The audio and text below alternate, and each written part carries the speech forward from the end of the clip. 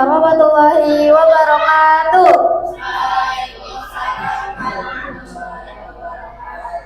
Bismillahirrahmanirrahim. Rabbi shrah li sadri wa yassir li amri wahlul 'uqdatam min lisani yafqahu qawli. Amma ba'du. Pertama-tama marilah kita panjatkan puji syukur kehadiran Allah Subhanahu wa taala karena atas rahmat dan karunia-Nya kita dapat berkumpul dalam keadaan sehat walafiat. Salawat serta salam semoga selalu tercurahkan kepada Rasulullah Shallallahu Alaihi Wasallam serta keluarganya dan sahabat-sahabatnya semua. Pada kesempatan kali ini saya akan menyampaikan pidato dengan tema berbakti kepada orang tua. Berbakti kepada orang tua atau birrul walidain adalah kewajiban utama bagi setiap anak. Dalam Quran Surah Al-Isra ayat 23, kita diperintahkan untuk berbuat baik dan tidak berkata kasar kepada mereka.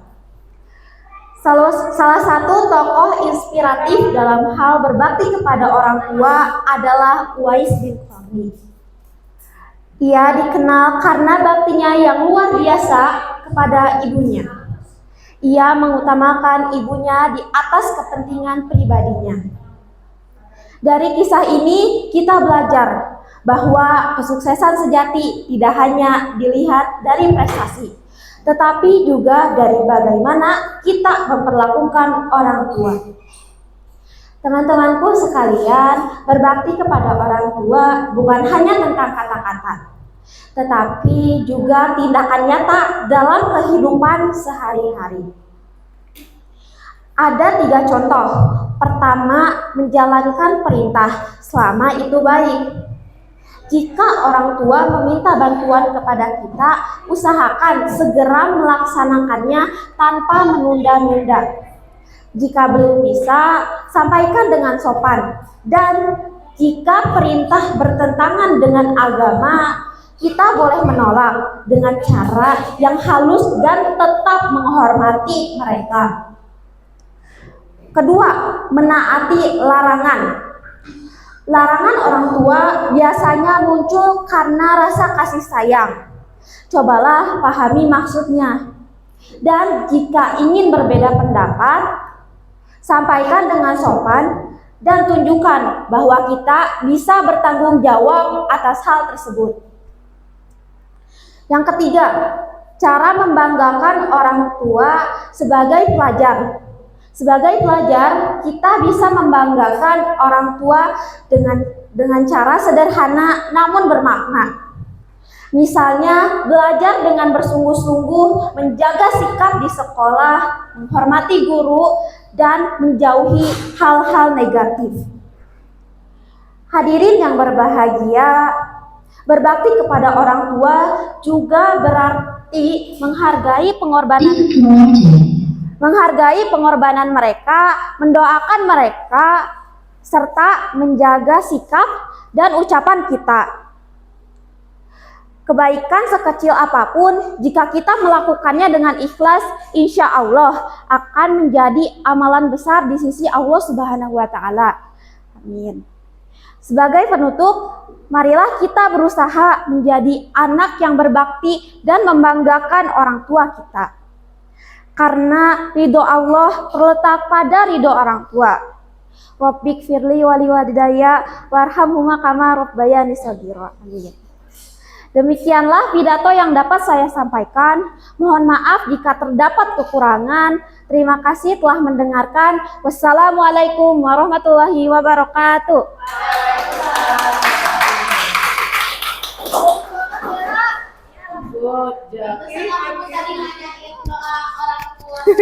Aku salah. Ya sip. Terima kasih Dea, Sok boleh pesan ya. Oke, sekarang ya. Siap. Meteor, silakan.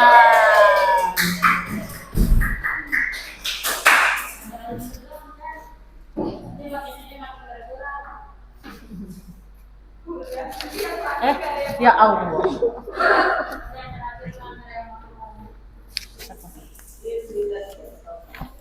Aduh.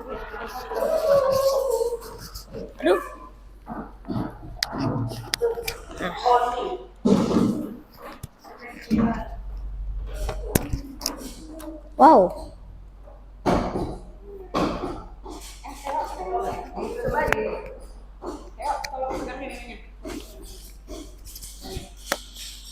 Atasnya juga nggak apa-apa, atasnya.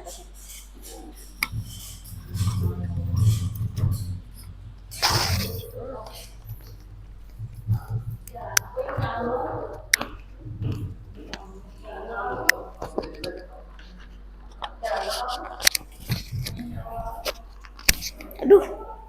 Mana sih? Suara nih suara. Lah.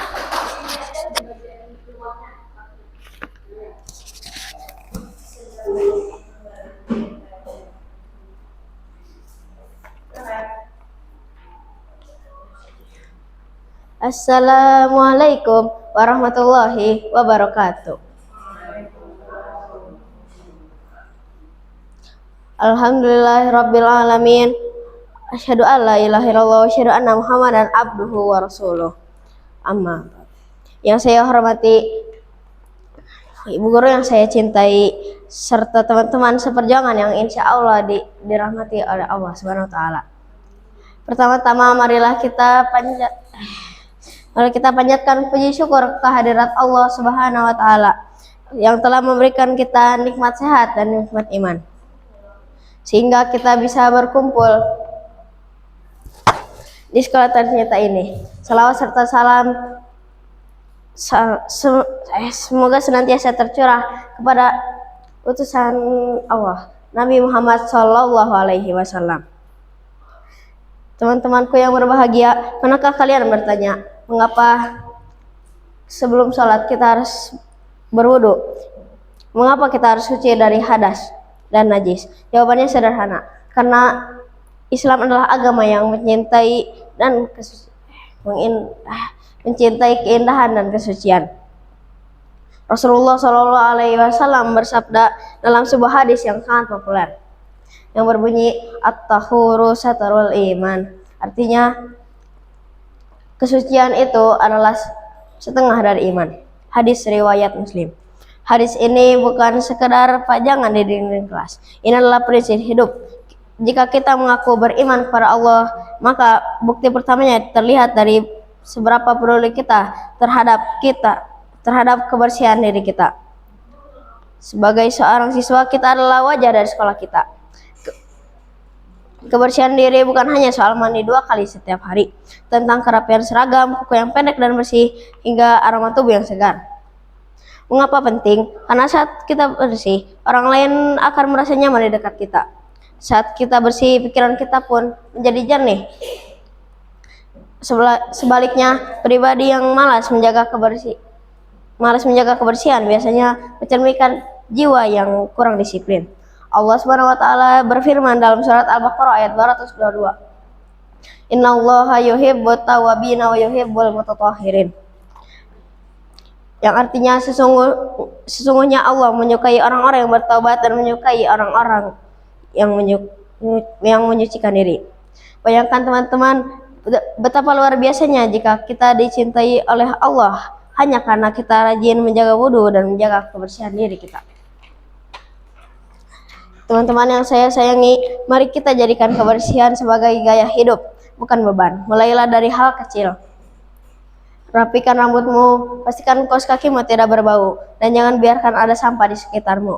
Ingatlah bahwa mukmin yang kuat dan bersih lebih dicintai Allah daripada mukmin yang lemah dan kotor. Sebelum saya mengakhiri pidato ini, mari kita berjanji kepada diri sendiri untuk menjaga kebersihan diri sebagai bentuk syukur kita atas nikmat Allah. Semoga kita semua termasuk golongan orang-orang yang bertaubat dan menyucikan diri. Demikian yang dapat saya sampaikan. Mohon maaf atas segala kekurangan. Billahi taufik wal hidayah. Wassalamualaikum warahmatullahi wabarakatuh.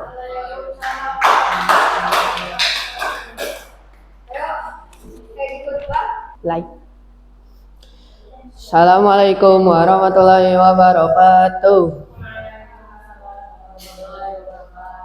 Kepada Miss Rahma dan Miss Pa yang saya hormati dan kepada teman-teman yang saya banggakan. Puji serta syukur kehadirat Allah Subhanahu wa taala. Kita dapat berkumpul di sini dengan keadaan sehat walafiat. Hari ini saya akan berpidato tentang suka menabung hidup terencana.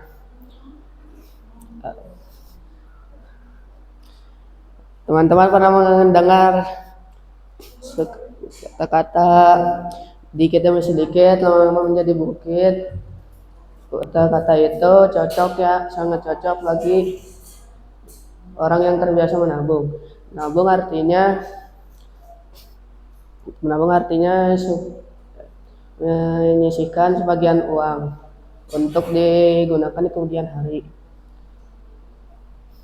Bagaimana cara senang menabung? Pertama, tujuan menabung. Tempelkan gambar pada celengan agar kita semangat menabung. Kedua, sisihkan uang jajan, tidak usah besar, 1.000 atau 2.000 pun sudah cukup. Ketiga, gunakan celengan yang tidak mudah dibuka atau minta ke orang tua bukakan tabungan pelajar di bank. Empat, tahan rasa ingin jajan dan sebelum beli tanya kepada diri sendiri ingin atau butuh. Teman-teman yang saya banggakan,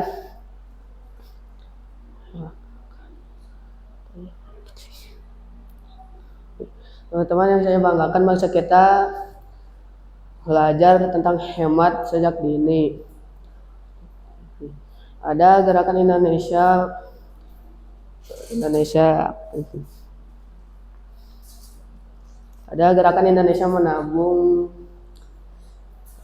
menabung dimulai dari anak sekolah. Artinya pemerintah percaya bahwa anak SD pun bisa merencanakan masa depannya dengan menabung. Ingat, orang hebat adalah orang yang mengatur uangnya, bukan orang yang banyak uang.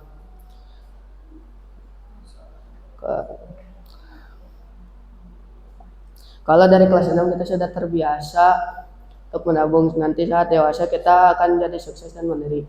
Jadi mulai saat ini, marilah kita rajin menabung agar masa depan kita sukses dan cerah. Sekian dari saya, maaf jika ada salah kata. Wassalamualaikum warahmatullahi wabarakatuh. Waalaikumsalam warahmatullahi wabarakatuh.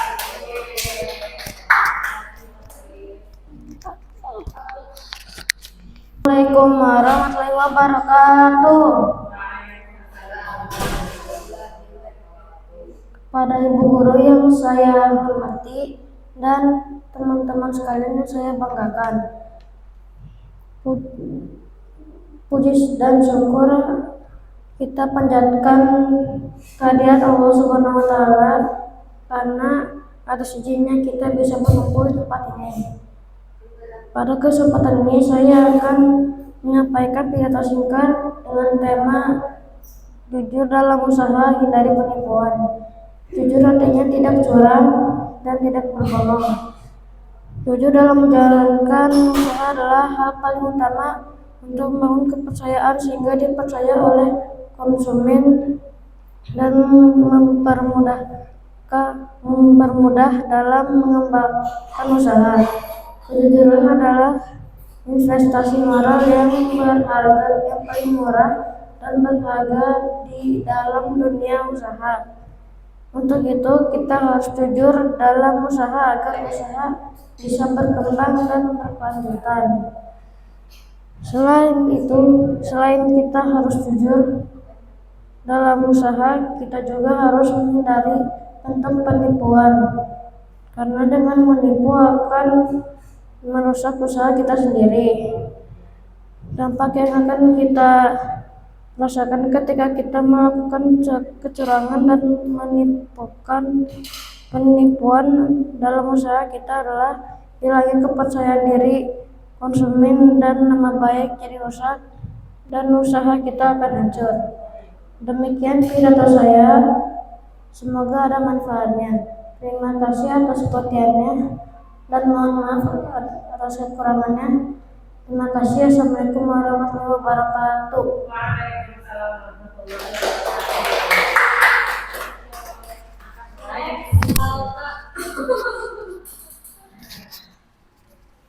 Tenang Jan, aku tungguin Jan.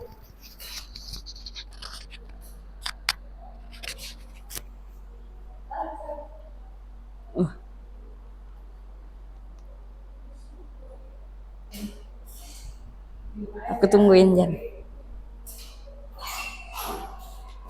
Assalamualaikum warahmatullahi wabarakatuh.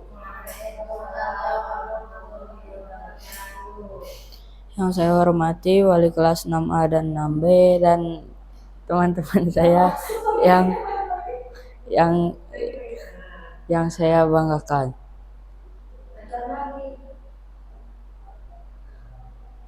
Pada kesempatan kali ini saya akan berpidato tentang pentingnya peduli lingkungan dan menjaga kebersihan.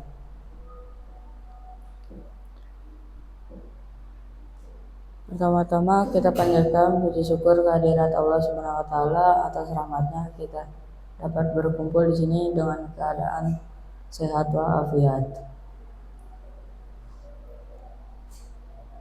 Teman-teman sekalian, pernah nggak sih kita kepikiran bahwa bumi itu adalah satu-satunya rumah yang kita miliki? Disinilah kita makan, minum, bernapas, dan melakukan aktivitas lainnya. Tapi sayangnya tanpa kita sadari, terkadang justru kita yang membuat rumah kita ini menjadi rusak. Rumah kita ini menjadi rusak.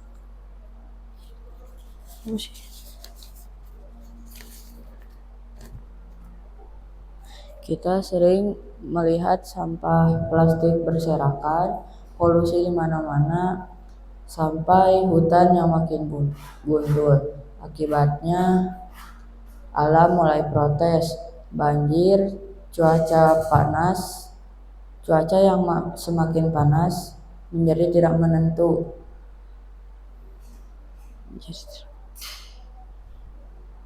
Sampai bencana lainnya itu seolah jadi pengingat untuk kita.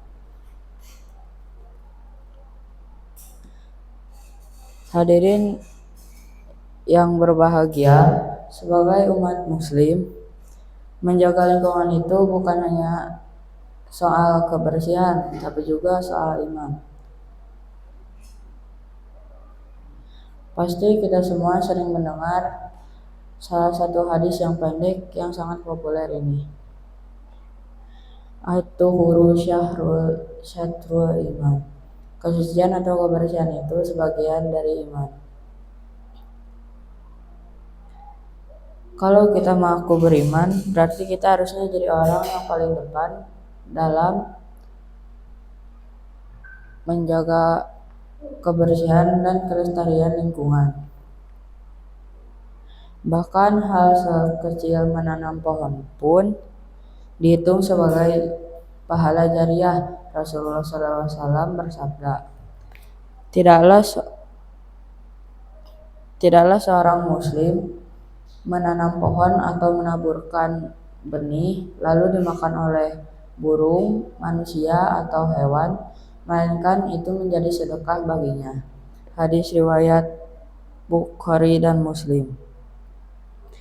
Teman-teman yang saya banggakan, menjaga bumi itu enggak harus menjadi pahlawan dulu. Kita bisa melakukannya dari hal-hal kecil yang ada di depan mata. Satu, seperti mengurangi sampah plastik dengan cara membawa tempat makan atau tempat minum sendiri dari rumah. Kedua, membuang sampah pada tempatnya. Jangan sampai tangan kita ini menjadi penyebab banjir. 3. Hemat energi. Matikan lampu atau keran air yang sudah tidak digunakan lagi. Mungkin hal itu sepele bagi kita,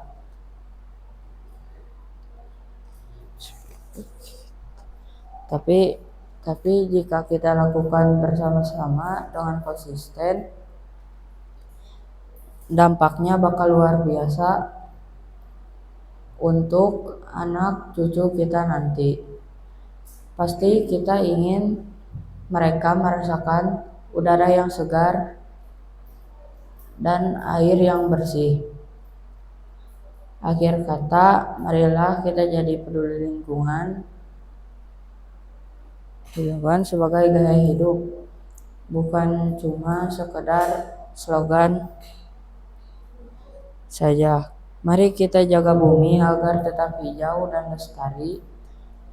Terima kasih atas perhatiannya. Mohon maaf jika ada kata-kata yang kurang berkenan atau menyinggung hati teman-teman. Wassalamualaikum warahmatullahi wabarakatuh.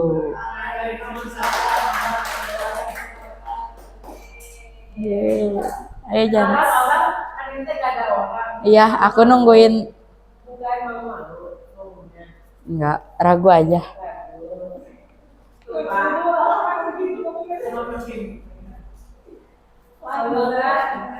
Jan, aku tunggu Jan.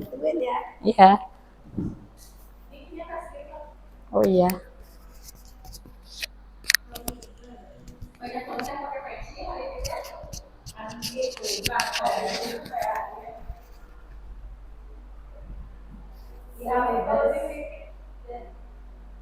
Dah. Assalamualaikum warahmatullahi wabarakatuh. Kepada Miss Rama yang saya hormati dan Miss Pa yang saya hormati juga, dan teman-teman yang saya banggakan. Terus pertama-tama marilah kita panjatkan puji dan syukur kepada Allah Subhanahu wa taala, dan tidak lupa juga kepada Nabi Muhammad SAW. Hari ini saya akan berpidato tentang dengan tangan kepada sesama. Dengan tangan kepada sesama juga bisa dilakukan dengan menolong seseorang ataupun bisa dengan bersedekah. Jika kita menolong seseorang, maka kita akan menjadi orang yang baik, mendapat pahala. Terus kita akan disukai banyak orang, dan juga kita akan menjadi orang yang dermawan. Dan apabila kita bersedekah, maka kita akan mendapatkan pahala, dan kita juga akan mendapat surga yang dijanjikan Allah kelak nanti. Seperti Nabi Muhammad sudah mencontohkan yang dia menyuapi pengemis buta.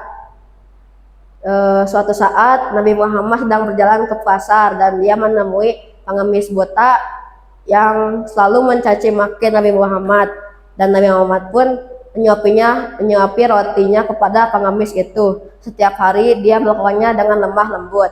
Tapi saat Nabi Muhammad meninggal, ya pekerjaan itu digantikan oleh Abu Bakar. Abu Bakar pun menyuapinya, tetapi pengemis itu tetap saja mengoceh, yang membuat Abu Bakar kesal, dan Abu Bakar pun menyuapinya dengan kasar, tidak lemah lembut seperti Nabi Muhammad. Pengemis pun bertanya, "Siapa engkau?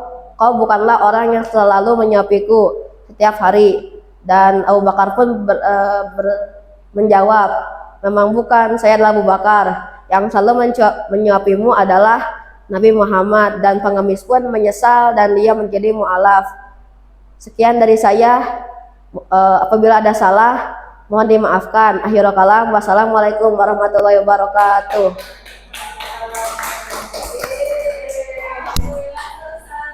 Rimis. Selanjutnya Faizatul Nisa.